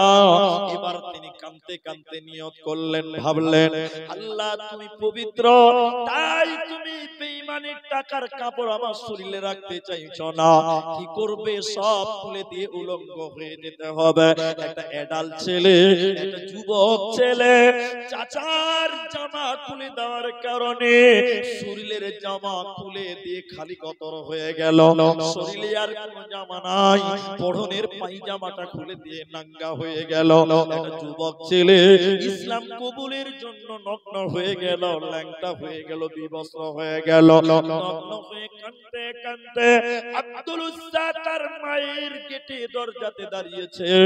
মা যুবক ছেলেকে ল্যাংটা দেখে কাঁদতে লেগে গেছে। বেটারে তোর এই অবস্থা কেন? তোর তো বাবা নাই, তোর চাচা তো বড় মালদার, তাহলে তোর এই অবস্থা হলো কেন? এবার আব্দুল উজ্জা বলছে, আম্মু জান, আমি ইসলাম কবুল করতে যাচ্ছি। এই খবর শুনে আমার চাচা আমার সব কিছু কেড়ে নিয়েছে, আমার পরনের জামা কাপড় গুলো কেড়ে নিয়েছে। মা তখন কি করবে? একটা কম্বলকে দুই টুকরা করে দিল, একটা কম্বলকে ফেড়ে দুই টুকরা করে ছেলেকে চালিয়ে দিয়ে বলছে, বেটারে একটা গামছার মতন পড়ে নাও, আর একটা তাওয়ালের মতন শরীরে চাপিয়ে নাও।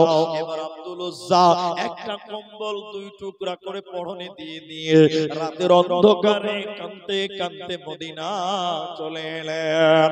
আজকে আপনার কি নাম? এই গ্রামে মাদ্রাসা হয়ে গেছে। এই গ্রামের যে মাদ্রাসা, ঠিক নবীজি মদিনাতে মাদ্রাসা চালিয়েছিলেন, মাদ্রাসা বানিয়েছিলেন। যেখানকার ছাত্র ছিলেন আবু বকর, যেখানকার ছাত্র ছিলেন ওমর, যেখানকার ছাত্র ছিলেন সাহাবায়ে কেরাম, আসহাবে সুফফা, ওই সাহাবীরা ওই মাদ্রাসায় পড়তেন। আব্দুল উজ্জা একটা কম্বলের দুই টুকরা গায়ে দিয়ে কাঁপতে কাঁপতে রাসূলের মাদ্রাসার গেটে বসে আছে। রাত্রে বেলায় উঠলেন, যখন বের হচ্ছে দেখছে আব্দুল উজ্জাকে কাঁপছে, কম্বলের টুকরা গায়ে দিয়েছে। নবীজি বললেন, এই বাবু, এই ছেলে যুবক, তোমাকে চেনা চেনা লাগছে, তুমি না মক্কার লোক? বলে, জি হুজুর আমি মক্কার। তুমি না আব্দুল উজ্জা? বলে, হ্যাঁ। তো তুমি এখানে এইভাবে কেন? তখন বিবরণ দিতে লাগলেন, চোখের পানি ফেলতে লাগলেন।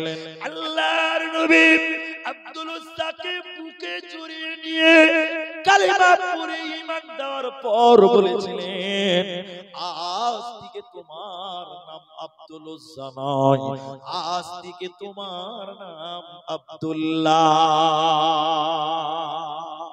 কি নাম রেখেছে? এবার আব্দুল্লাহ গরিব না বড় লোক? বলে, হ্যাঁ গরিব হয়ে গেছে, ওর পরনে কাপড় নাই বুঝে বড় লোক? গরিব হয়ে গেছে। আগে ছিল বড় লোক, মসজিদের ভিতরে থাকে, কেউ যদি কিছু দেয় কেউ খায়, না দিলে খেতে পাই না, একটাই মাত্র ড্রেস, যেটা কম্বল দু টুকরা। হঠাৎ করে মায়েরা শুনে নাও, আল্লাহর নবী বেলালকে বললেন, বেলাল, মসজিদের বাইরে উঁচু জায়গায় দাঁড়িয়ে তুমি একটু মদিনাতে এলান করে দাও, সঙ্গে যুদ্ধে যেতে হবে ইসলামকে বাঁচাবার জন্য, কোরআনকে বাঁচাবার জন্য জিহাদে যেতে হবে রে। জিহাদের জন্য টাকা লাগবে, মাল লাগবে, সম্পত্তি লাগবে। হে বেলাল, মদিনার মসজিদের বাইরে দাঁড়িয়ে জানিয়ে দাও, যার কাছে জামাল আছে এই মসজিদে নববীতে এনে যেন জমা করে দেয়। হযরত বেলাল মসজিদের বাইরে দাঁড়িয়ে বললেন, ও মদিনার আনসার মুহাজিরেরা, আমি নবীর সাহাবী বেলাল বলছি, শোনো, কোরআনকে বাঁচাবার জন্য, ইসলামকে রক্ষার জন্য যুদ্ধে যেতে হবে, টাকার দরকার। তোমাদের যার যার টাকা পয়সা সোনা দানা আছে জমা করে দাও। সেদিন সাহাবীরা সবাই দান করেছিলেন। আমি দানের কথা বলতে চাইনি, আপনি একটু ধৈর্য ধরেন। সবাই দান করলো। আব্দুল উজ্জা মসজিদে বসে আছে, ওর পকেটে কোনো টাকা নাই, দিতে পারছে না। আবু বকর দিল, উমর দিল, বলল আবু বকরকে হারিয়ে দিব। উসমান দিল, আলী দিল, সাহাবীরা দিলেন। কিন্তু আব্দুল উজ্জা মসজিদে আছে, কোনো টাকা নাই, কোনো পয়সা নাই। এক সময় দান করতেও বড় লোক ছিল, এখন গরিব, কিচ্ছু তো নাই, কি দান করবে? আব্দুল উজ্জা মসজিদে একবার দাঁড়ায়, একবার বসে, একবার হাঁটে, একবার শয়, এরকম পাইচারা করছে, তার মন মানে না। সবাই কোরআনকে বাঁচাবার জন্য দান করছে, আমি করতে পারি না, মনে শান্তি নাই, কি দিব? যদি পেছনেরটা খুলে দিয়ে দিই পাছা উদাম হয়ে যাবে, শরীর থেকে যদি তাওয়ালটা দিয়ে দিই শরীরটা ফাঁকা হয়ে যাবে, কিন্তু দেবে কি, তার মন মানে না। রাসূলুল্লাহ দান গ্রহণ করছে, ওই জায়গাতে আব্দুল উজ্জা গিয়ে দাঁড়ালো, মানে আব্দুল্লাহ গিয়ে দাঁড়ালো। নবীজি বললেন, আব্দুল উজ্জা রে, তুমি কেন এসেছো বলো? তার মানে হলো এখানে যারা এসেছে তারা টাকা দিচ্ছে, মাল দিচ্ছে, তুমি কেন এসেছো? তোমার তো কোনো মাল নাই, তুমি কেন এদের লাইনে দাঁড় হয়েছো বলো? হে বোনেরা, বেটিরা শুনে নাও, আব্দুল উজ্জা তখন কাঁদতে কাঁদতে বলেছিলেন, ইয়া রাসূলুল্লাহ, সবাই দান করছে, আমার মন মানে না, কোরআনের জন্য আমি কিছু দিব, আমার মন মানে না, কি দিব? নবীজি বললেন, কি দিবে তুমি বলো, তোমার তো কিচ্ছু নাই, তুমি তো দিতে পারবে না। তখন আব্দুল উজ্জা বলেছেন, ইয়া রাসূলুল্লাহ, আমি এখনো বেঁচে আছি পৃথিবীতে, আমি এখনো জীবিত আছি পৃথিবীতে, এই কোরআনের কে বাঁচাবার জন্য, এই কোরআনকে রক্ষার জন্য যুদ্ধ হবে। ওই যুদ্ধের করার জন্য, ওই জিহাদ করার জন্য, যুদ্ধের একজন সৈনিক হিসাবে, যোদ্ধা হিসাবে আপনি আমার নাম লিখে দেন। আমি যুদ্ধের ময়দানে নিজের জীবনকে বিলিয়ে দিব, নিজের জীবন দিয়ে আমি আল্লাহর কোরআনকে পৃথিবীতে টিকিয়ে রাখবো। নবী আমার, আপনি আমার নাম জিহাদের কাতারে লিখে দেন, মুজাহিদদের লাইনে লিখে দেন। কিছু নয়, নিজের জীবন দেওয়ার জন্য, কোরআনের জন্য নিজের জীবন দিবে, নাম লিখিয়ে দিল। একটু দেখেন, এবার যুদ্ধে যাচ্ছে সবাই, আল্লাহ রাসূল সবার জন্য দোয়া করলেন, জামা লেড়ে শরীরে এরকম হাত দিয়ে দিয়ে দোয়া করছেন। আব্দুল উজ্জার পালা, আব্দুল উজ্জার শরীরে আল্লাহ রাসূল হাত দিয়ে বললেন, আল্লাহ রব্বুল আলামিন, তোমার কাছে দোয়া করি, আল্লাহ আব্দুল উজ্জার রক্ত বেঈমানদের জন্য আল্লাহ তুমি হারাম করে দাও, বেঈমানেরা যেন আব্দুল উজ্জার শরীরে কোনো রক্ত বের করতে না পারে, এক কথাই যেন মারতে না পারে। হযরত আব্দুল উজ্জা চিৎকার দিয়ে কাঁদতে কাঁদতে বলেছিলেন, ইয়া রাসূলুল্লাহ, ও সুফিয়াল মুজলিমিন রাহমাতুল লিল আলামিন, উল্টো দোয়া করছেন কেন? ইসলামের জন্য, কোরআনের জন্য আমি আমার জীবন বিলিয়ে জান্নাতে যেতে চাই, আপনি উল্টো দোয়া করলেন কেন? নবীজি বললেন, আব্দুল্লাহ শুনে নাও, আব্দুল উজ্জা তুমি শুনে নাও, ইসলামের জন্য তুমি যে ত্যাগ স্বীকার করেছো, তুমি যদি বাড়িতে শুয়ে জ্বরে মারা যাও, আল্লাহ তবুও তোমাকে শহীদের সম্মান দেবে। বলুন সুবহানাল্লাহ। যুদ্ধে চলে গেছে, লোকরা যুদ্ধ করছে, অনেকে মারা গেল, অনেকে শহীদ হয়ে গেল। আব্দুল উজ্জা কিন্তু মরল না। হঠাৎ করে আব্দুল উজ্জার শরীরে জ্বর, কালো জ্বর। এত জ্বর জ্বর সহ্য করতে না পেরে রাত্রি বেলায় আব্দুল উজ্জা পৃথিবী ছেড়ে বিদায় হয়ে যায়। নবীজি ভারাক্রান্ত হৃদয় নিয়ে, দুঃখ মন নিয়ে রাত্রি বেলায় আব্দুল্লাহ উরফে আব্দুল উজ্জার জানাজার ইমামতি করলেন। হযরত বেলালকে মশাল, মশাল বুঝেন না, চেরা, লণ্ঠন। নবীজি বেলাল একটা বাসের মাথায় কিছু কাপড় বাঁধলেন, আগুন ধরালেন। ওই জামানায় কারেন্ট লাইন ছিল না। বেলাল রে, তুমি আলো দেখাও, আমার সাহাবীরা আব্দুল্লাহর কবরে মাটি দিবে। লাশ নিয়ে যখন যাচ্ছে, হযরত বেলাল বলে, ওই কবরের ভিতর থেকে আওয়াজ আসছে, তোমরা তোমাদের ভাই আব্দুল উজ্জাকে কষ্ট দিয়ে কবরে নামায়ো না। হযরত বেলাল বললেন, আমি গলা চিনা চিনা মনে হলো, সবাইকে ওভারটেক করে আমি সামনে গিয়ে কবরের সামনে গেলাম।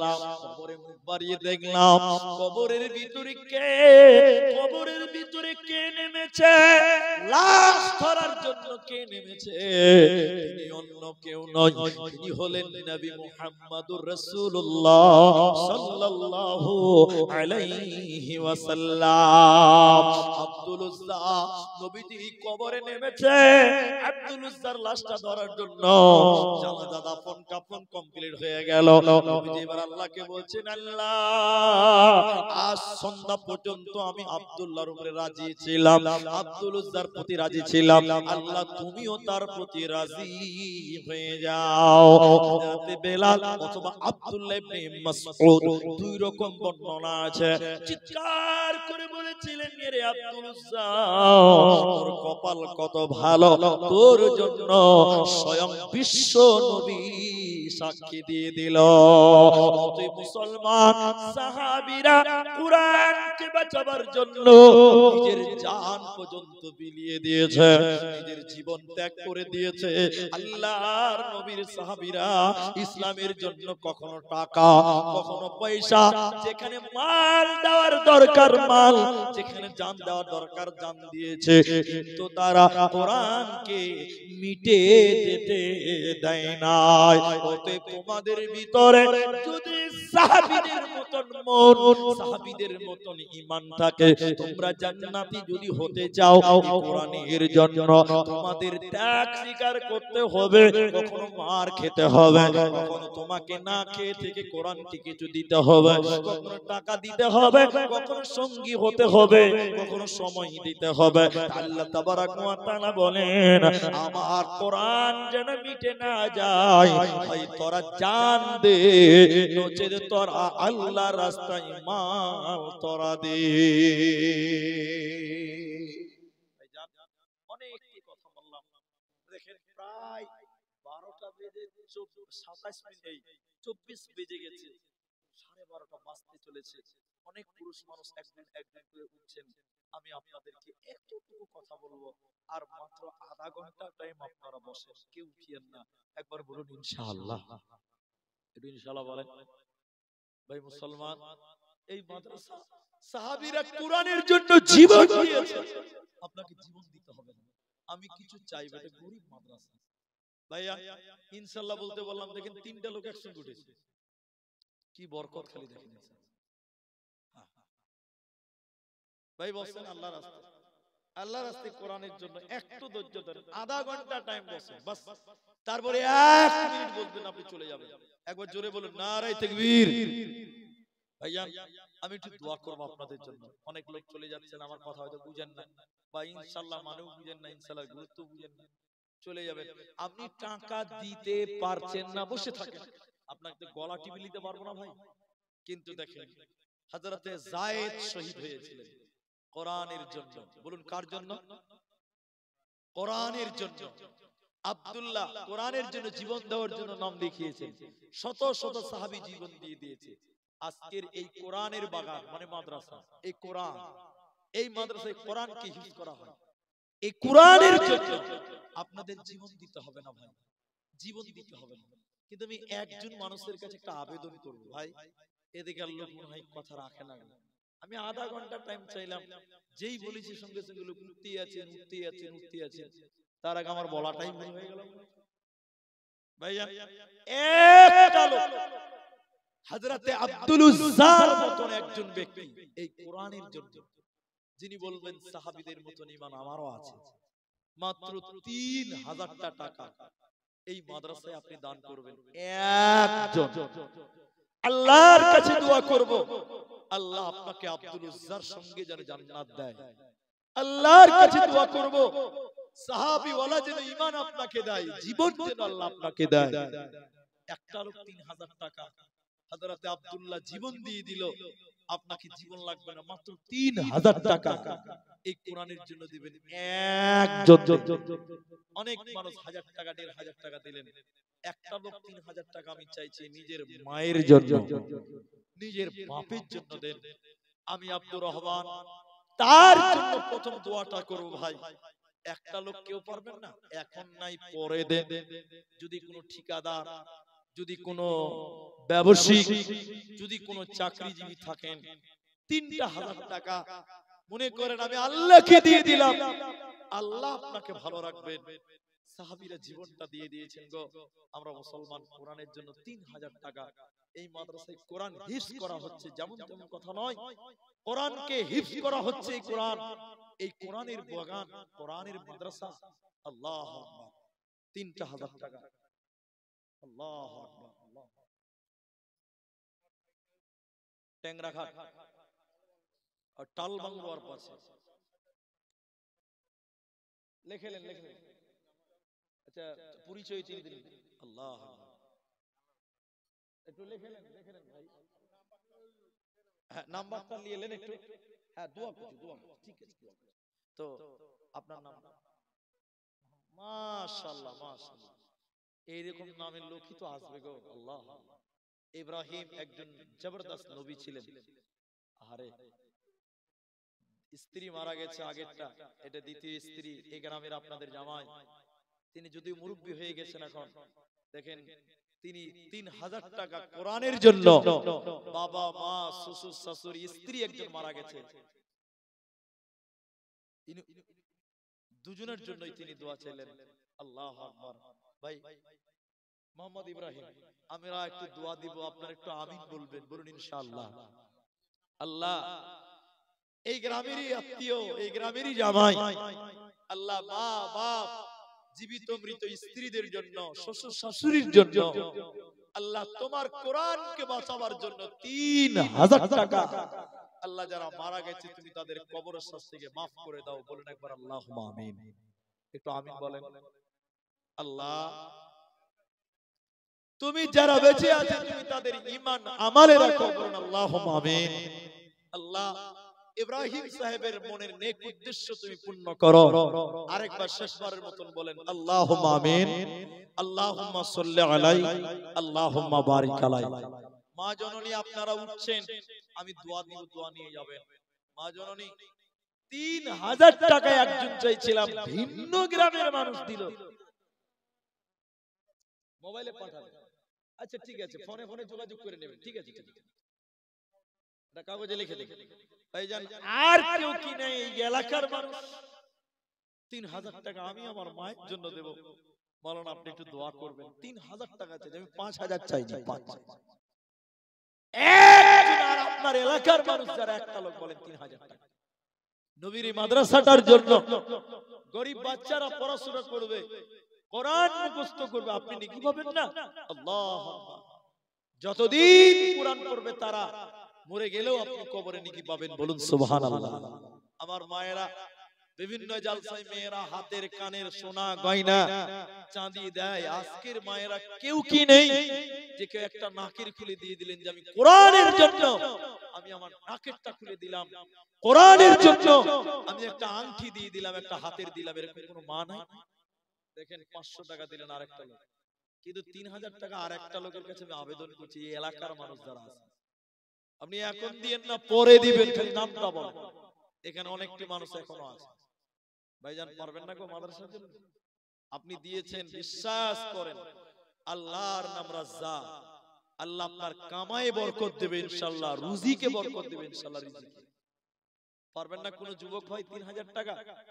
এই মাদ্রাসার হিতাকাঙ্ক্ষী কোন ভাই, কোন বন্ধু, আমি তার জন্য দোয়া করতাম ইব্রাহিম সাহেবের মতন, যে 3000 টাকা মাওলানা আমি দিয়ে দিব ইনশাআল্লাহ। আল্লাহ আপনাকে ভালো রাখবেন, সুস্থ রাখবেন, যদি পারেন। কি নাম আপনি? সাকিব, একটু মুসাফা করেন ভাই, আমি আপনাকে অপমান করব না, একটু আসেন ভাই, আপনারা একটু বসেন, দোয়া দিয়ে যান বাস। আল্লাহ ভাই আসেন না, আল্লাহ কোরআনের জন্য চাইলাম। আপনার নাম কি? সাকিব, বাস এখানেই বাড়ি, এখানেই বাড়ি।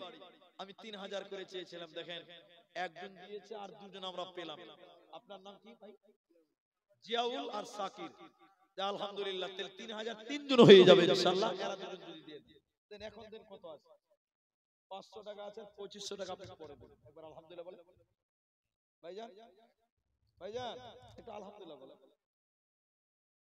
পারবেন না? 500 টাকা কম হবে গো, পরে দিতেন ভাইজান। ঠিক আছে, না পারলে জুলুম করে নয়। আর জিয়াউল ভাই এটা কার দিলেন? আপনি ভাই, একটু দামটা বেশি করতেন খুব ভালো হতো, মাদ্রাসা একটু মুসাফাটা করে আগে দিয়ে দিয়েছে আগের বক্তাকে, তো আপনি শুনেন আরে 500 টাকা দেন। ঠিক আছে, ছাড় ছাড়। আলহামদুলিল্লাহ। কি নাম? এক বস্তু মারা গেছে, জি বাবা মা শ্বশুর মারা গেছে, দোয়া চেয়েছে। এক বস্তা সিমেন্ট মাটি, আবু সামা গঙ্গা দেবী, এক বস্তা সিমেন্ট। মাশাআল্লাহ। মা বোন আপনাদের ভিতরে কি কেউ নেই যদি না পারে, যদি না পারে? মাশাআল্লাহ মাশাআল্লাহ। কি নাম ভাই? একটু বসে বসে। কি নাম ভাই? আমি কাউকে অপমান করব না ভাই। কত আছে? 1000, 1000 আছে, 2000 দেন, 3000 করে দেন। আলহামদুলিল্লাহ পারবেন ইনশাআল্লাহ। একবার তাকবীর দেন, নারায়ে তাকবীর। পরে দিবেন আস্তে আস্তে। আলহামদুলিল্লাহ। মনিরুল ইসলাম 3000 টাকা। তাহলে ইব্রাহিম সাহেব এবং মনিরুল দুইজন হয়ে গেল। আল্লাহর বান্দা আর কেউ কি আছেন? আব্দুল আলী এখানে আছো? আব্দুল আলী এখানে আছো জি? এই ঘরটাতে যাও তো, আমার ড্রাইভার ঘুমিয়ে আছে, একটু উঠাও। কি নাম বাবু? কি নাম তোমার? তুজাম্মিল। কে দিয়েছে রে? তোমার আব্বা? তুমি দিলে? আচ্ছা মাশাআল্লাহ। তো এটা যুবক ছেলে, আল্লাহ 500 টাকা দিয়েছে। দুইজন 3000 হলো। আর একটা লোক যদি দিতেন তাহলে 3000 তিনজন হতো, মানে মিল হতো আর কি। আর হাদিসের ভিতর আছে ইন্নাল্লাহ বিত্রুন, নিশ্চয় আল্লাহ বেজুর এবং আল্লাহ বেজুরকে ভালোবাসে। ভাই পারবেন? আর একটা লোক যদি না পারে, তাহলে একটা কোরআনের দাম 500 টাকা, একটা কোরআনের দাম 500 টাকা। 5টা লোক বলেন যে এই মাদ্রাসায় একটা কোরআনের দাম দিলাম 500 টাকা, একটা করে কোরআনের দাম 500 টাকা, একটা করে কোরআনের দাম। আমার মা বোন আপনারাও পারবেন, 500 টাকা একটা করে কোরআনের দাম। আপনারা ভিতরে কেউ নাই গো যে আমি একটা কোরআন এই মাদ্রাসায় দান করলাম মাত্র 500 টাকা?